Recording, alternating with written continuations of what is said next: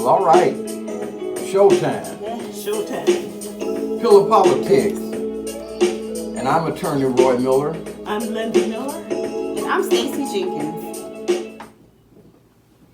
All right, you're here with another episode of Pillow Politics. And we're going to be talking about the big sermon by T.D. Jakes. Society is breaking down because we are raising women to be men. And I'm going to subtitle that in this message today is, Why Must Men Lead? I'll say a few words because to my left and my right I have a team ready to charge, ready to cut into this. We just want to make sure. That our remarks come down. Yeah. Why we support certain things. Right. And why we have to do certain things. Mm-hmm. I'm sorry, Roy, go ahead on.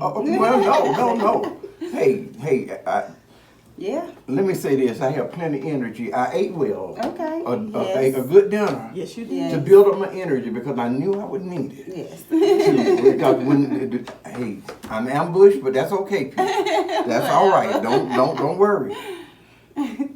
Well, don't forget to write us at pillowpolitics@gmail.com.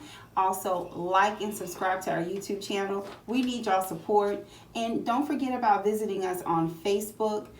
Thank you so much for your support. All right, getting right into it. So T.D. Jakes said in a sermon, and I was reading from the Christian Post by Leonardo Shaw, June 19, 2022, if anybody wanted to follow this and check me on this. But T.D. Jakes says society is breaking down because we are raising women to be men. Mm-hmm. And of course our subtitle, Why Must Men Lead? Now I want to say a few things, and I want you all to add or go whichever way you want to go with this. Okay. I want to say a few things. Number one, I want to repeat what T.D. Jakes said. Society is breaking down because we are raising women to be men, and real men pour in. Real men, like a pitcher of water, pour in. Mm-hmm. Okay, so we look at why must men lead? Well, God gave a king, gave the first king Saul because it was requested by the leaders that we have our own king. We look at Jesus inherited from God, the Son of God, King of the Jews. Okay, consider this. It is impossible for a man to inherit the throne of a king from a queen. So it is impossible for a queen to ever become a king, and it is impossible for a man, the prince, to inherit the throne of a king from a queen. So I'm starting to see now why it's so important in this order. And it seems like, and I'm just considering some things, that perhaps God foresaw women challenging men in the procedure of authority. He saw this from the beginning, and therefore the divine order, as with his son, being a prince, in order to inherit, then being king, you must be a prince.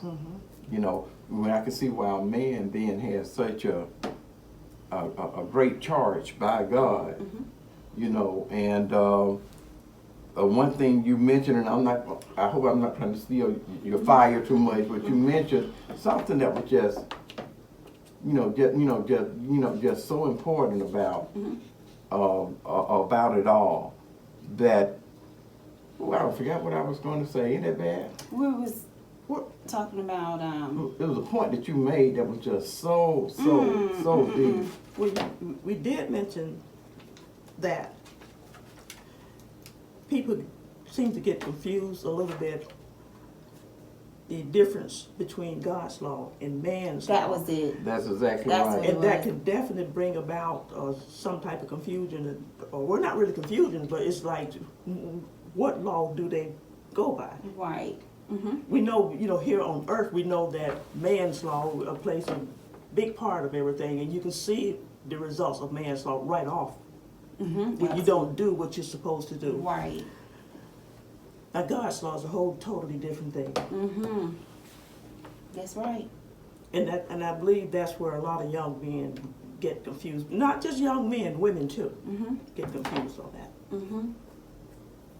We're living so much in the now that a lot of times we don't really think about the things that we're doing, or we don't even think about how the decisions and choices that we make have a negative domino effect, and not just affect you personally, but it can affect the whole family. Mm-hmm. Yeah. Because we asked the question earlier, how did, and this is all connected to politics Yes, too. it is. It is. Because, you know, T.D. Jakes, he has a worldwide ministry and a very diverse audience. But I think that he was more so talking to the black man and the black woman. I get that impression as well. That's what I'm getting as well.